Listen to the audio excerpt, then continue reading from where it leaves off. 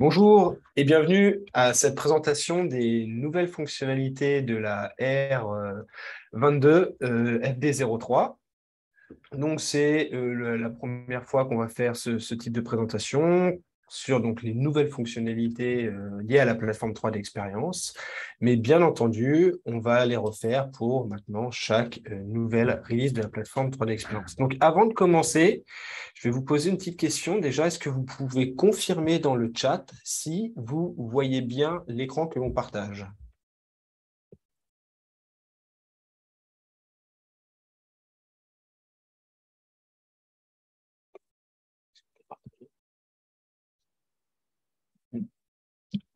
Écran. Oui, c'est bon, bah, j'ai des réponses, donc parfait. Donc, vu que vous voyez bien, il y a bien un retour, on va pouvoir du coup commencer cette présentation.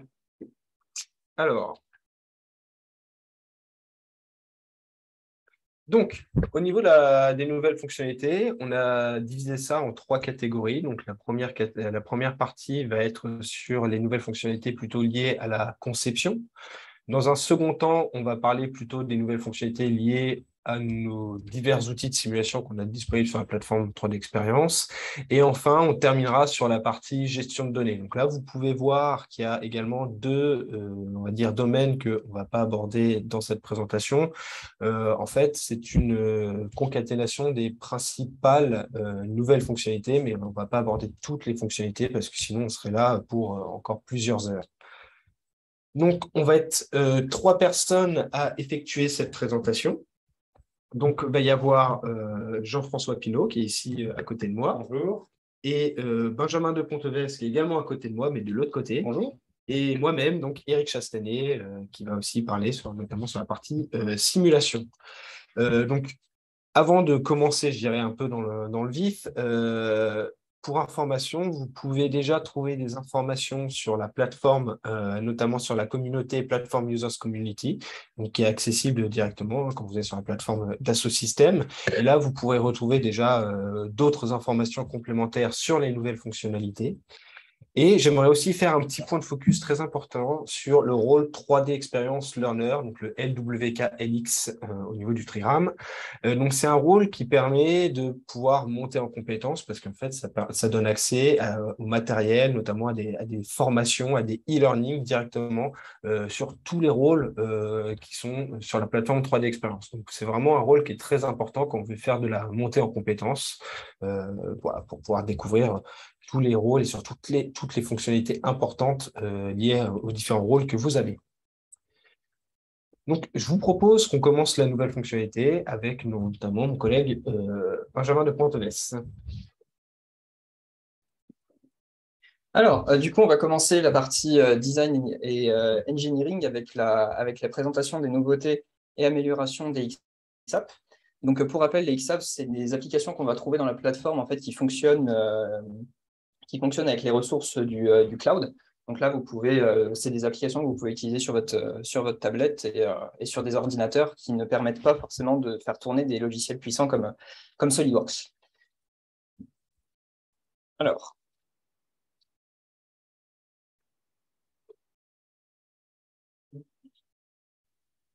du coup, on va commencer avec 3D Creator.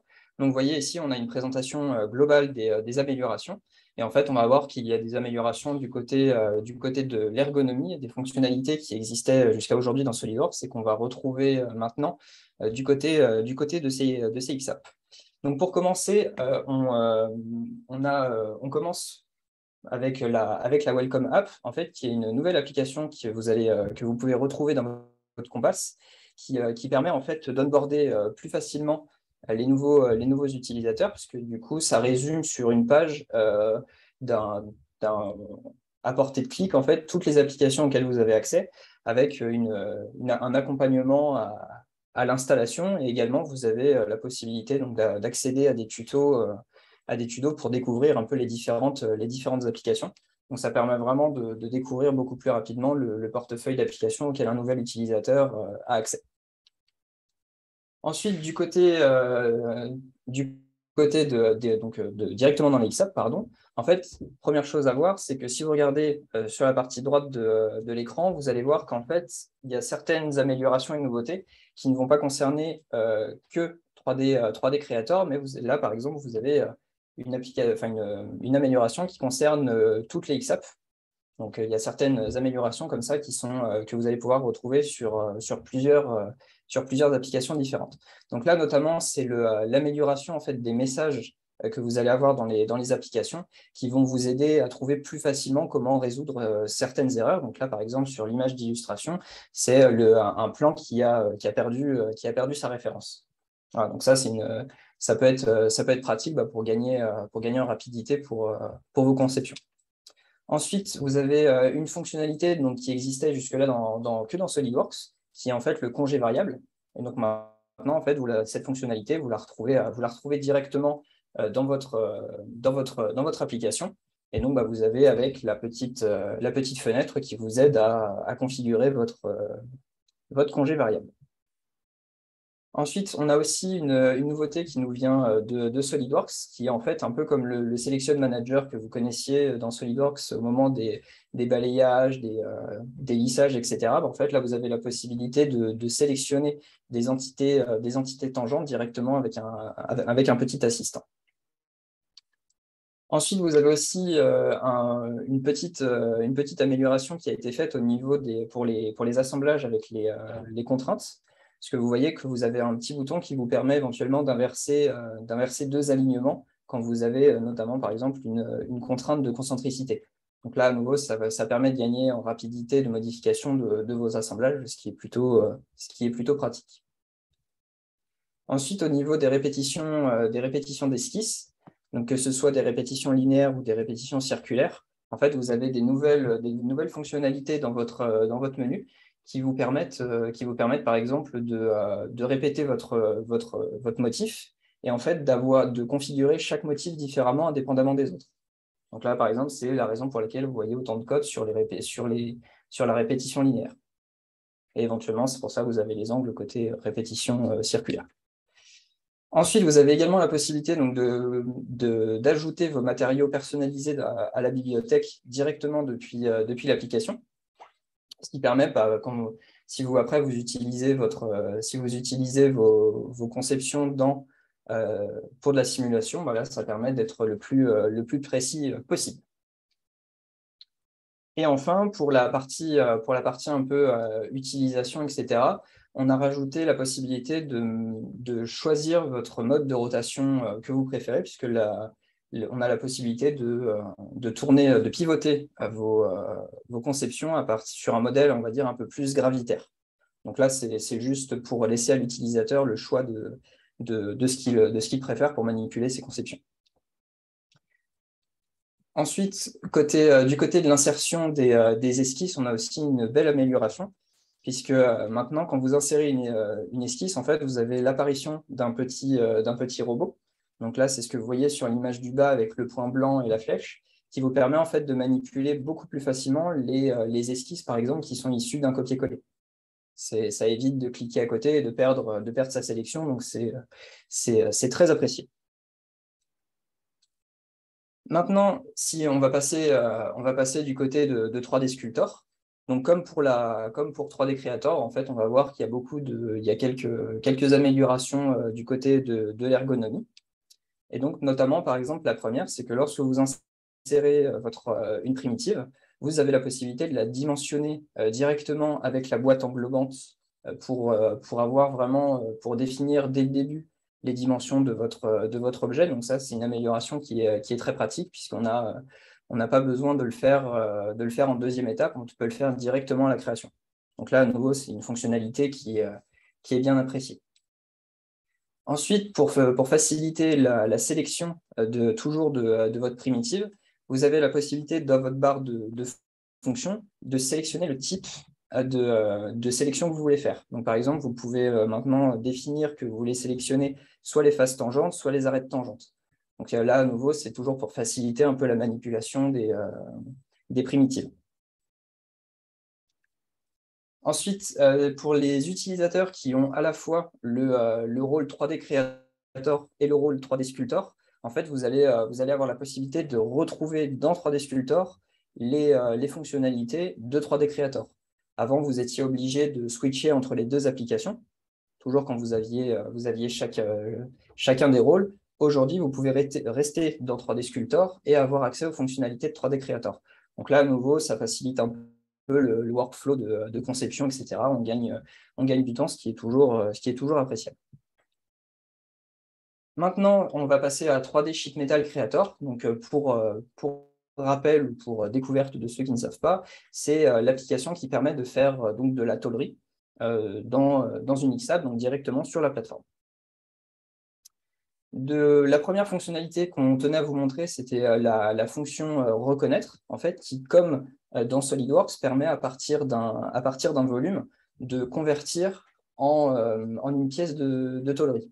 Donc là, à nouveau, c'est une grosse amélioration parce que c'est très pratique en fait de définir son objet par rapport à son volume avant de vraiment concevoir la pièce entièrement comme une pièce de tôlerie et bien définir tous les types de bords, etc. Donc là, vous avez vraiment la possibilité de faciliter votre workflow de création ou de conception, pardon, où vous créez en fait d'abord votre volume que vous convertissez ensuite en pièce de tôlerie.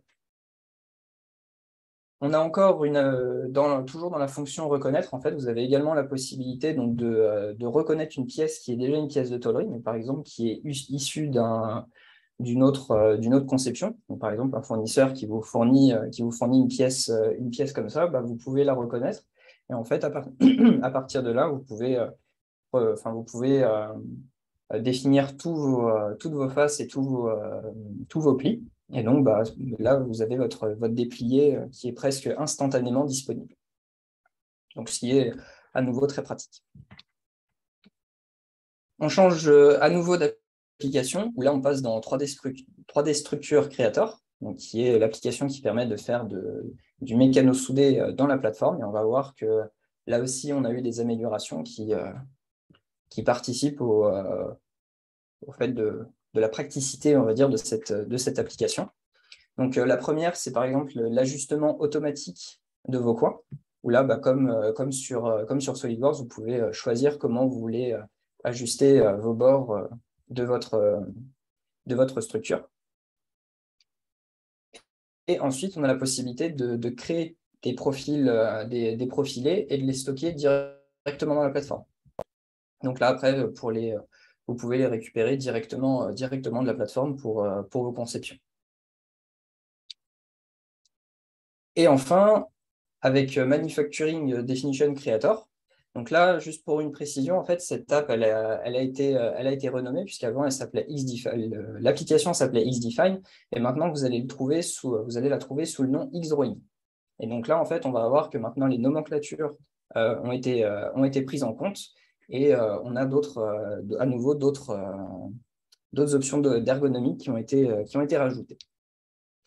Donc, comme je vous disais, pour les nomenclatures, vous allez pouvoir les inclure directement dans la partie 2D de l'application. Et en fait, bah là, vous allez pouvoir éventuellement, en fonction de votre besoin, exporter ces nomenclatures directement en CSV. Et là, bah, vous allez pouvoir réutiliser les propriétés personnalisées de votre plateforme. Ensuite, vous avez également la possibilité de définir des templates de feuilles et de les enregistrer et donc de les stocker directement sur la plateforme pour pouvoir les réutiliser derrière. Donc, toujours dans l'idée de faciliter l'utilisation de l'application et de gagner du temps pour vos conceptions futures. Ensuite, du côté des annotations 3D, vous avez l'ergonomie a été aussi améliorée, puisque là, c'est beaucoup plus simple de positionner les cotes. Et éventuellement, vous avez même un petit bouton, comme vous pouvez le voir en bas de l'écran, qui permet de switcher entre les différents plans d'annotation. Donc, ça permet de créer vos annotations 3D de façon beaucoup plus rapide et beaucoup plus précise.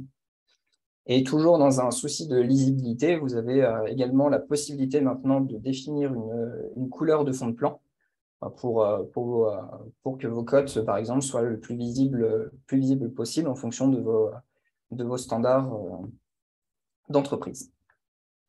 Donc maintenant, je vais passer la parole à Jean-François qui va présenter donc, les rôles SolidWorks cette fois-ci avec le client lourd et non plus la plateforme directement.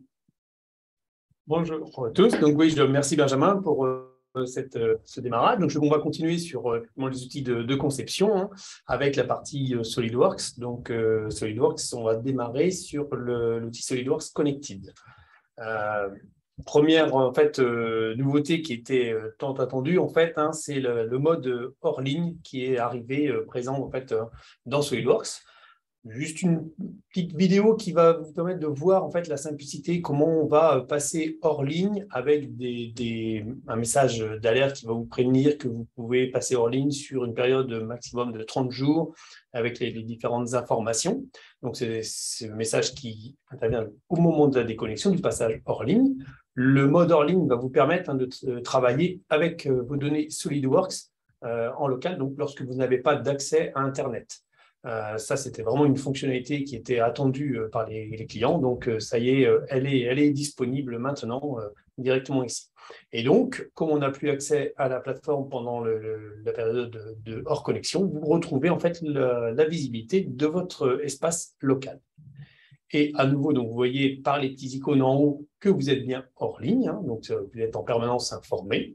Et le passage à nouveau en mode en ligne, donc connecté, lorsque vous revenez au bureau par exemple et que vous vous reconnectez, et bien, tout simplement, on va recliquer sur l'icône et vous allez avoir à nouveau dans le panneau de droite hein, la plateforme, l'intégration de la plateforme qui est visible côté SolidWorks et un message va vous prévenir que vous êtes à nouveau en fait, repassé connecté et donc en mode en ligne, donc avec une synchronisation de la donnée entre votre travail local et la plateforme. Donc ça, c'est vraiment une grosse évolution dans l'outil. Un deuxième outil qui est arrivé, une deuxième fonctionnalité hein, qui elle aussi va apporter de la souplesse, la possibilité de préparer en fait un package d'échange, principalement, on va dire, dédié à un bureau d'études, par exemple, externe, qui ne travaillerait pas avec la plateforme.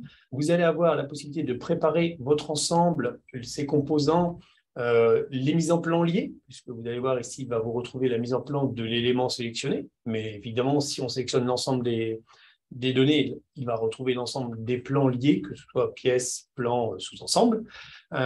Et donc, la possibilité à partir de là de créer ce package.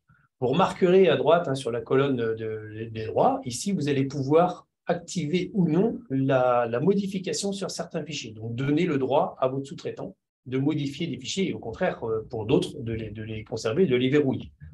Ensuite, vous allez pouvoir exporter ce package vers, ici, l'exemple, c'est le 3D Drive, donc le drive de la plateforme 3D Experience, qui va vous permettre en fait, d'exporter ça et de le mettre à disposition de votre sous-traitant. Possible, hein, évidemment, aussi de l'exporter sur Linux. Côté sous-traitant, qu'est-ce qu'il va voir? Tout simplement, dans son drive, il va voir en fait un package, nouvelle extension de fichier, qui va vous permettre, directement, toujours sur la plateforme, de lui partager le lien, envoyer directement le lien pour lui donner l'accès. À partir de là, en fait, effectivement, on a un nouveau format, on dit comment le sous-traitant va travailler. Il a de son côté, et du vôtre aussi, besoin d'installer un petit plugin que vous allez retrouver en fait sur votre portail MySolidWorks. Hein. Ce petit plugin va lui permettre lui, de reconnaître ce fichier package, de pouvoir le décompresser et travailler avec les fichiers verrouillés et les fichiers non verrouillés. Justement, en fait, ce statut-là va être conservé. Et il lui permettra également de recréer à nouveau le package pour vous renvoyer cette information-là. Et vous, cet utilitaire-là, ça va vous permettre en fait, de relire le package, revoir les éléments modifiés et refaire la synchronisation avec les fichiers de votre plateforme. Donc vraiment un bel outil, une belle avancée en fait, dans ces fonctionnalités. Toujours dans les nouvelles fonctionnalités et liées aux échanges hein, également, la possibilité pour un utilisateur non CAO d'exporter de la plateforme des fichiers au format SolidWorks. Dans l'exemple ici, ça peut être un assemblage avec tous ces composants. Donc, directement accessible. Donc, on présente cette fonctionnalité-là, on la reverra aussi au travers d'une autre application. autre nouveauté après, c'est le commentaire de révision. Jusqu'ici, on avait effectivement la révision qui était mappée sur les fichiers, on la retrouvait dans la mise en plan, et le commentaire de révision, on n'avait pas la possibilité de l'afficher dans la mise en plan. Donc ça, c'est chose faite maintenant, hein. Vous allez pouvoir mapper le commentaire sur votre cartouche et donc récupérer cette information directement dans le plan. Petite côté sympathique au niveau de l'installation, la simplification de l'installation, hein, puisqu'on n'a plus besoin déjà, même maintenant, de Java en fait, pour l'installation du SolidWorks. Donc là, on va vraiment simplifier la partie installation. Enfin, la possibilité de faire matcher en fait le titre du fichier 3D avec la mise en plan. Avoir le même nom. Donc ça, c'est vraiment très pratique, notamment lorsqu'on a activé le nommage automatique sur la plateforme. On va avoir vraiment le même nom, on n'aura pas un nom spécifique sur la mise en plan. Autre outil qui va vous permettre de gagner du temps, c'est la création en fait, d'un bookmark par défaut. Vous allez pouvoir définir dans SolidWorks directement un bookmark par défaut. Donc, le bookmark, hein, pour rappel, c'est l'endroit où vous stockez votre donnée sur la plateforme. Et l'intérêt, c'est si vous travaillez pendant 1 jour, 2 jours, 1 semaine sur un même projet, ce bookmark par défaut va arriver automatiquement au save et va vous proposer l'emplacement ici par défaut directement. Plus besoin d'aller parcourir et passer du temps. Donc, voilà, des belles améliorations pour l'échange et pour le gain de temps. On va continuer avec le connecteur SolidWorks. Donc là, c'était les fonctionnalités liées à SolidWorks Connected. Là, maintenant, on va voir le connecteur. Donc, c'est partant de votre SolidWorks desktop que vous connaissez. C'est le connecteur qui va vous permettre de connecter votre SolidWorks à la plateforme. Donc, pas mal d'améliorations similaires, hein, évidemment. On va retrouver les différences là. Donc, la première fonctionnalité qu'on montre ici, c'est effectivement l'échange avec les sous-traitants qu'on a pu voir au travers de la petite vidéo. Vous la retrouvez aussi dans cet outil-là, avec SolidWorks et le connecteur.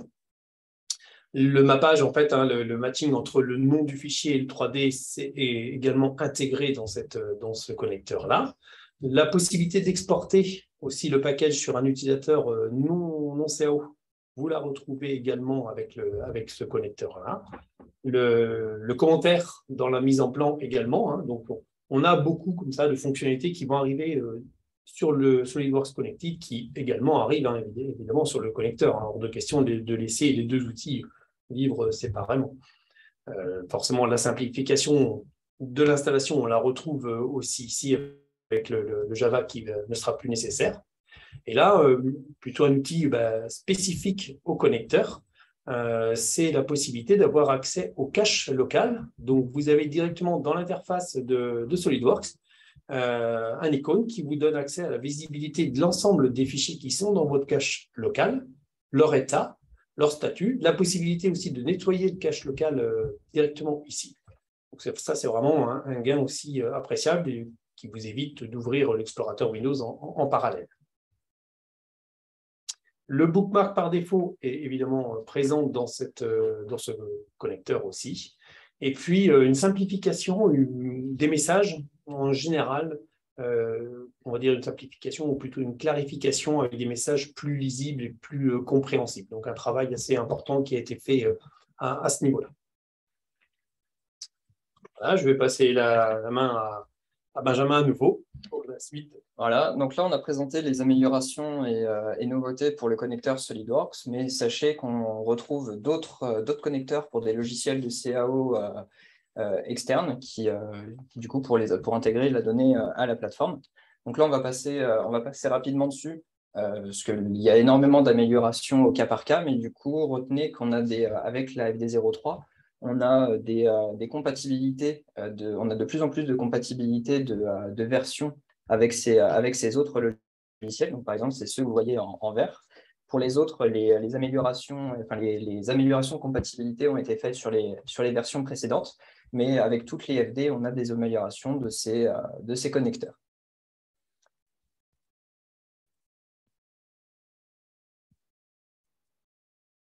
Donc ensuite, on passe à Electrical Schematic Designer. Donc pour rappel, c'est le SolidWorks Electrical que vous connaissez, mais qui du coup, cette fois, est connecté à la plateforme. Donc ici, on retrouve le mode hors ligne. Donc pour rappel, le mode hors ligne, vous le retrouvez sur toutes les applications connected de la plateforme. Donc vous avez SolidWorks Connected, vous avez DraftSight Connected et donc SolidWorks Electrical Schematic Design. Donc là, l'utilisation du mode hors ligne, c'est exactement la même que ce que vous avez vu précédemment avec SolidWorks. Donc tout se passe au niveau du 3D Passport pour le passage au mode hors ligne et pour la reconnexion au mode online. Et ensuite, vous avez maintenant la possibilité de sauvegarder vos données directement dans les bookmarks, ce qui n'était pas possible jusque-là. Donc c'est vraiment l'intégration des bookmarks avec SolidWorks Electrical. Donc voilà, je vais laisser maintenant la parole à Eric qui va vous présenter la partie simulation. Merci Benjamin. Alors, sur la partie simulation, on va avoir deux, on va dire, majeures parties. On va avoir dans un premier temps les nouvelles fonctionnalités qui sont liées à la simulation de type structurel. Donc, pour rappel, on a divers rôles, on en a 6 dans notre portefeuille qui permettent de faire de la simulation structurelle. Et dans un second temps, on verra les nouveautés qui concerneront plutôt la simulation fluidique. Donc, sur la simulation structurelle, il y a une nouveauté qui est quand même assez intéressante d'un point de vue utilisation. C'est lorsque l'on lance un calcul, on a le choix de lancer soit en local, en interactif, soit en local non interactif ou soit sur le cloud. Donc maintenant, lorsqu'on lance le calcul en non interactif, en fait, on peut donc aller travailler sur une autre simulation, par exemple, et surtout, on peut revenir sur la simulation qui est en cours de calcul pour pouvoir suivre son évolution. Et ça, c'est très important parce que ça permet de voir, par exemple, si le comportement de la simulation, s'il n'y a pas de divergence, par exemple, et voilà, s'il y a un problème, hop, on peut l'arrêter, faire des modifications et le relancer. Donc, ça permet quand même de faciliter, on va dire, le suivi de la simulation et éviter de lancer des calculs qui, au final, ne serviront à rien parce qu'il y a des erreurs dans la mise en place du calcul. Donc ça, c'est vraiment quelque chose qui permet en fait d'améliorer un petit peu la productivité, hein, parce que voilà, pouvoir suivre l'évolution d'un calcul, c'est quand même assez indispensable quand on fait de la simulation. Une autre fonctionnalité que j'aime beaucoup, c'est sur la partie maillage. Et Dieu sait que le maillage, c'est très important quand on fait de la simulation. Alors, en FD02, on avait déjà commencé à introduire ce qu'on appelle le automatic partitioning, donc qui permet en fait de découper la géométrie de façon automatique, en petite géométrie, on va dire, afin de pouvoir après la mailler avec un hexa. Et en fait, ça permet d'avoir un maillage qui est vraiment géré de meilleure qualité. Donc ça, c'était en FD02 qu'on a introduit cette nouvelle fonctionnalité, donc le automatic partitioning, parce qu'auparavant, on est obligé de le faire à la main. Et en FD03, on a amélioré cet algorithme de partition automatique, de partitionnement automatique, parce qu'on s'est aperçu qu'il ne gérait pas très bien les sphères. Donc là, du coup, on l'a amélioré. Maintenant, il arrive bien à gérer les sphères, les géométries sphériques. Et donc, du coup, ça permet de partitionner beaucoup plus proprement. Et du coup, ça facilite la génération d'un maillage. Toujours d'ailleurs sur le Partition XMesher, on a également revu un petit peu l'interface afin qu'elle soit plus uniforme avec les autres, je dirais les interfaces des autres types de mailleurs, notamment ce Edit All Parameters qui, avant l'icône, était un petit peu différent. Donc là, on a vraiment essayé de faire en sorte qu'on ait exactement la même typologie que les autres mailleurs pour ne pas s'y perdre quand on passe d'un maillage A, d'un type de maillage A à un type de maillage B. Donc ça, c'est tout simplement une uniformisation, on va dire, de l'interface.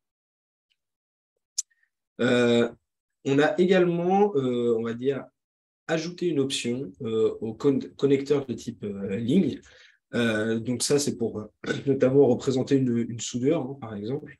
Donc là, on a rajouté une option qui permet de créer un maillage solide, donc c'est ce qu'on voit, un maillage cubique, là, pour représenter vraiment la soudure en elle-même, donc la matière de la soudure. Donc on peut mettre une matière spécifique et surtout, ça va générer après ce qu'on appelle des couplages entre entre la pièce soleil A avec la pièce soleil B.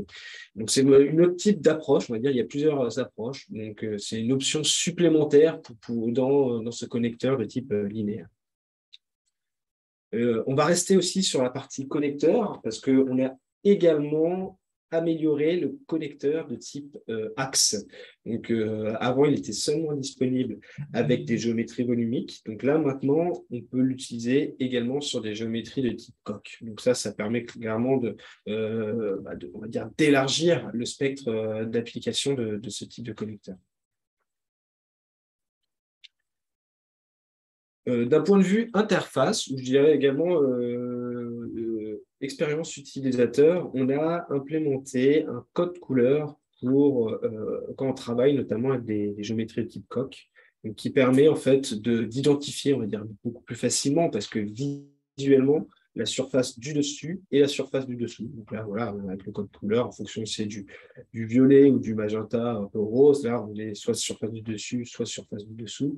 Donc ça, c'est clairement quelque chose en fait, qui permet de faciliter on va dire, la mise en données et surtout le contrôle au niveau de la mise en données du calcul.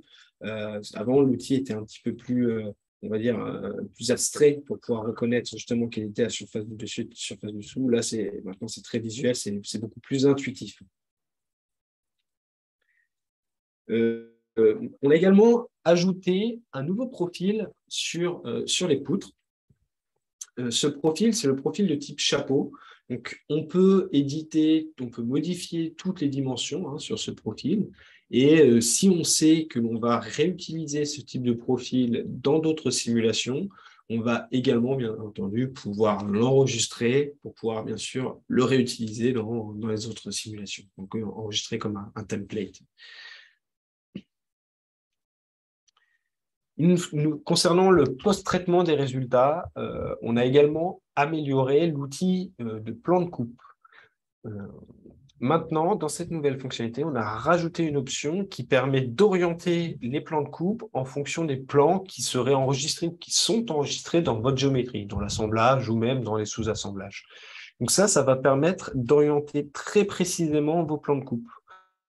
Ça peut être très intéressant quand on a des géométries qui sont très dimensionnelles et qu'on veut surtout voir des résultats dans des plans très précis, des plans de coupe très précis. Donc là, grâce à cette fonctionnalité, on va vraiment pouvoir mettre le plan de coupe et l'orienter le plus précisément possible. Donc ça, c'est quelque chose que j'aime beaucoup et que j'utilise d'ailleurs déjà beaucoup avec cette FD03.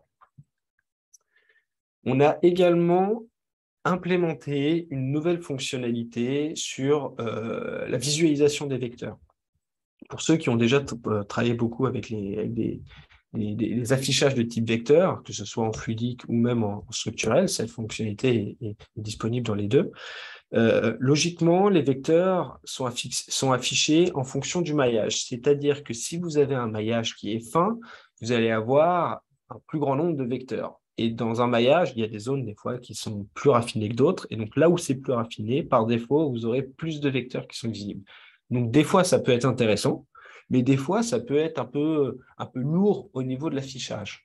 Donc du coup, on a créé une nouvelle option qui permet en fait d'avoir un espacement constant entre les vecteurs. Donc c'est juste une façon différente d'afficher des résultats. On peut bien sûr augmenter ou pas cet espacement, on peut densifier, on va dire, ce remplissage des vecteurs, mais ça permet d'avoir une autre façon d'afficher les résultats et du coup d'être un petit peu plus indépendant, on va dire, du maillage dans l'affichage de vos résultats. Donc là, on voit un peu sur l'image un exemple où on voit que là où le maillage est très raffiné, c'est proche, on va dire, du débouché des vecteurs, là où la petite zone jaune, on voit qu'il y a beaucoup de points bleus, alors que tout autour, il y a beaucoup moins de vecteurs. Ben, ça, c'est parce que voilà, on est décorrélé de ce maillage. Maintenant, on va passer aux nouvelles fonctionnalités concernant notre solution qui permet de faire la simulation fluidique. Pour rappel, le rôle, c'est Fluid Dynamics Engineering. Comme pour la simulation structurelle, on a amélioré le fait qu'un utilisateur puisse continuer à mettre en place une simulation pendant qu'il y a là une autre simulation qui est en train de tourner en local, en arrière-plan. Donc ça permet en fait d'éviter de bloquer un jeton, on va dire, quand vous lancez une simulation. Ça permet quand même de pouvoir travailler sur notre simulation en parallèle. Alors, vous ne pourrez pas lancer 2 simulations en même temps. Hein. Pour ça, il faut avoir des jetons additionnels ou un rôle additionnel. Mais cependant, vous pourrez quand même déjà faire toutes les étapes de mise en place de votre simulation. Donc, ça permet quand même d'améliorer, on va dire, la productivité sur vos simulations et sur votre travail. Autre fonctionnalité pour la fluidique qui est quand même assez importante, c'est l'amélioration d'utilisation de la mémoire lors de la génération du maillage. Il faut savoir que pour générer un maillage, même en fluidique, c'est une étape qui est très gourmande en termes de mémoire vive, de RAM. Et le fait de pouvoir, le fait qu'on ait amélioré, on va dire, cette utilisation, en fait, on va tout simplement prendre moins de mémoire quand on va générer un même maillage. Ça permet également aussi, si on voit de l'autre côté, de pouvoir générer sur une même machine un maillage qui est 30 à 40% plus volumineux en termes d'éléments. Donc ça, c'est quelque chose qui est quand même assez sympa. Qu'est-ce que ça permet? Des fois, on pouvait être sur des petites machines, on pouvait être bloqué au niveau de la génération du maillage, on pouvait être bloqué à, on va dire, une certaine taille de maillage parce qu'on n'avait pas assez de mémoire. Donc là, on va pouvoir aller un peu plus loin au niveau de la taille de vos maillages. Donc ça, c'est quand même une fonctionnalité au niveau de performance qui est quand même assez intéressant. Sur la partie, alors je dirais, nouvelle fonctionnalité, on a également amélioré notre module, j'allais dire, les fonctionnalités d'électronic cooling. Donc, en FD02, on avait implémenté un nouveau type de composant qui est tout simplement la plaque perforée. Donc, c'est dans un boîtier électronique, c'est juste pour modéliser le fait qu'il y ait une plaque avec des trous dans laquelle l'air peut passer. Donc là, en fait, ce modèle-là, il permet de pouvoir paramétrer ce type d'éléments, des plaques perforées, avec des données qui sont plutôt design. Par exemple, le diamètre des trous, le taux de remplissage des trous par rapport à la surface qui est non perforée. Donc ça, on va dire que ce sont des données qui sont beaucoup plus métiers. Et on peut aussi remplir directement avec une courbe le type pression-vitesse. Mais ça permet de modéliser le comportement du plaque perforée avec des données qui sont vraiment métiers. Donc, ça facilite en fait la mise en données de vos simulations sur le refroidissement de boîtiers électroniques. Donc, en FD03, on a encore rajouté un autre composant qui est le heatsink ou le dissipateur. Et c'est le même principe. C'est-à-dire qu'au lieu d'utiliser une géométrie, vraiment le dissipateur avec les ailettes, là, et ben, vous allez remplacer ça par un bloc cubique. Vous voulez juste rentrer dans les propriétés de votre modèle. En fait, ce bloc cubique, il a 9 ailettes de telle épaisseur, telle hauteur, telle largeur. Et avec ça, lui, le modèle derrière, il va recalculer les coefficients, on va dire, de perte de charge qu'il y a derrière pour pouvoir reproduire en fait le comportement d'un dissipateur. Donc, on voit bien que ces 2 fonctionnalités, c'est vraiment ce qu'on avait, par exemple, dans d'autres solutions plus optimisé Electronic Cooling, ça permet de faciliter, on va dire, la mise en données de vos simulations pour les applications, on va dire, électroniques, de refroidissement électronique. Et ça permet du coup aussi de fortement alléger la taille de vos modèles. Et autre fonctionnalité, celle-là, je l'aime beaucoup, c'est sur les performances. Alors, pourquoi sur les performances? Alors, on a modifié en FD03 un coefficient de surrelaxation de l'énergie, notamment sur la thermique, notamment sur le solide. Alors, ça veut dire quoi? Le coefficient de surrelaxation, c'est un coefficient qui va vous permettre d'établir la solution au fur et à mesure dans votre calcul. Plus le coefficient est élevé, plus ça va aller vite. Cependant, plus il peut avoir tendance à le calcul à être instable. Et donc là, on les a modifiés parce qu'on s'est rendu compte que pour l'équation d'énergie, ils étaient un petit peu bas et du coup, ça ralentissait un peu les calculs. Donc, par exemple, on a fait un test sur un calcul. En FD02, il mettait 6 heures à converger. Donc, c'était un calcul de fluidique thermique. Il y avait également de la thermique dans du solide. Donc, il mettait 6 heures à converger. Ce n'était pas le fluide qui mettait 6 heures, c'était l'énergie dans le solide. En fait, la température on va dire, à se dissiper, à s'évacuer dans le solide. En modifiant ce coefficient, on est passé à 30 minutes. Donc, on a quand même un gain x12, donc divisé par 12 au niveau du temps. Donc, c'est un gain qui est non négligeable. Donc, c'est vraiment une modification qui va être très impactante sur la qualité ou sur la rapidité du calcul, surtout quand on va avoir de la thermique, notamment dans des solides, donc fluide thermique dans les solides. Donc voilà pour les nouvelles fonctionnalités, les principales, je dirais, nouvelles fonctionnalités sur la simulation, hein. Je rappelle qu'il y en a d'autres que vous pourrez aller voir, on vous donne, comme sur la plateforme, comme on l'a cité au début. Je vais passer maintenant la main à mon collègue Jean-François pour nous parler des nouvelles fonctionnalités sur la gestion de données. Merci Eric. Donc oui, je reprends la parole. Donc de ce terme gouvernance aussi, hein, derrière se cache toute la partie gestion de données. Effectivement, la base de la plateforme, hein, c'est tous ces outils-là de gestion de données. On va démarrer avec les rôles de base, donc le rôle de base qui contient un certain nombre d'applications.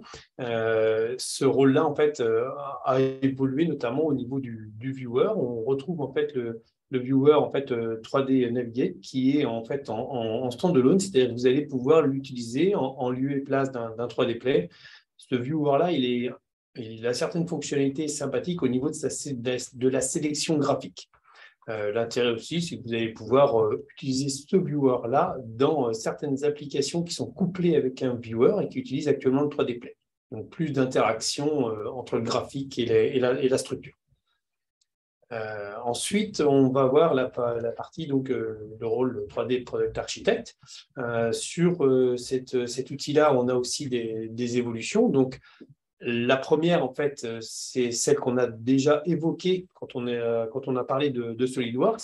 C'est la possibilité pour une personne qui n'a pas de logiciel CAO d'exporter la structure, d'exporter à l'extérieur de la plateforme la structure d'un assemblage SolidWorks en format natif. Ce qu'il faut savoir aussi, c'est que la FD04 qui arrive là, en fait, permet cette fonctionnalité-là directement, elle, à partir du rôle de base maintenant qu'on a vu tout à l'heure. Donc, cette fonctionnalité-là a deux accès possibles. Vous allez aussi retrouver un nouvel outil qui va permettre de suivre et de monitorer en fait tout ce qui est envoi de tâches au serveur pour générer du fichier. Donc, ça vous permettre de suivre la progression de la génération des tâches hors état et éventuellement aussi de pouvoir récupérer, downloader en fait, les fichiers directement ici.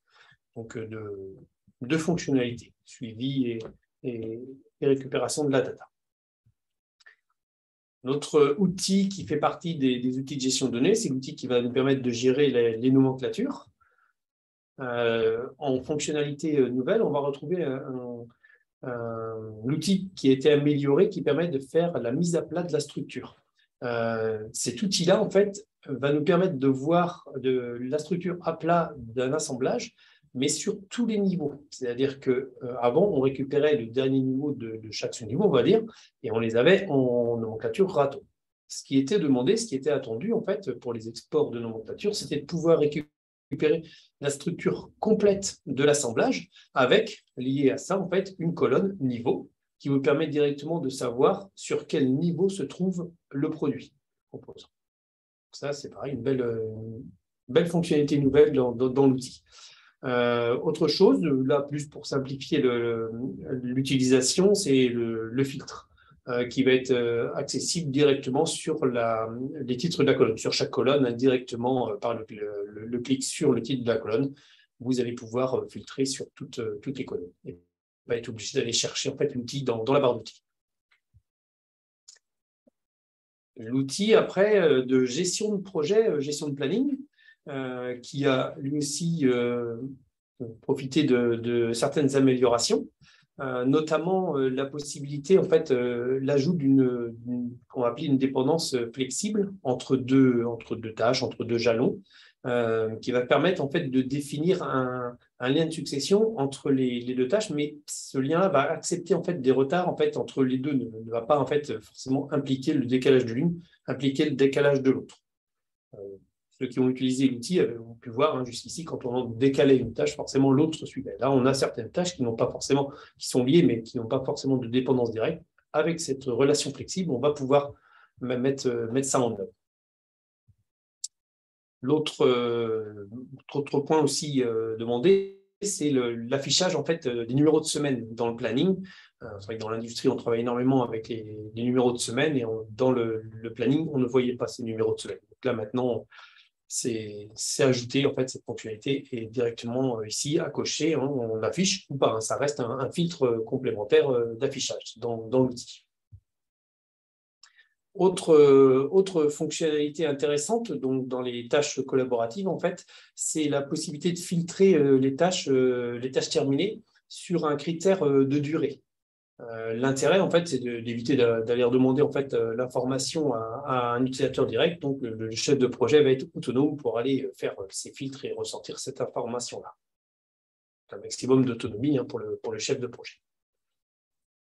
Enfin, la nouveauté toujours sur l'outil de gestion de projet, en fait, hein, c'est l'outil de copie de lien qui va nous permettre en fait, de dupliquer le lien directement en, fait, en mémoire, hein, de garder cette information-là et les dupliquer en fait, le lien sur les différents niveaux hein, d'une tâche. Voilà, on a fait le tour des fonctionnalités de la FD3.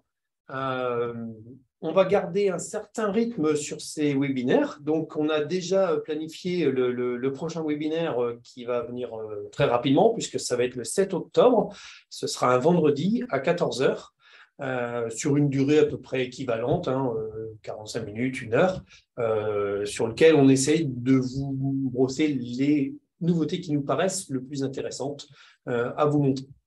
Sachez que ce webinaire donc, a été enregistré et qu'il sera disponible sur la chaîne YouTube SolidWorks France. Donc, bien sur la chaîne YouTube SolidWorks France, pour tout ce qui est contenu français, vous le retrouverez sur cette chaîne-ci, dans la rubrique vidéo. Ce sera disponible dans les prochaines heures. Voilà, on va pouvoir vous remercier d'avoir assisté à cette présentation. Et puis surtout, on va vous dire à la prochaine fois, donc au 7 octobre, en vous comptant nombreux pour venir voir les nouveautés de la version FD04. Merci. Au revoir. Au revoir, merci. Au revoir.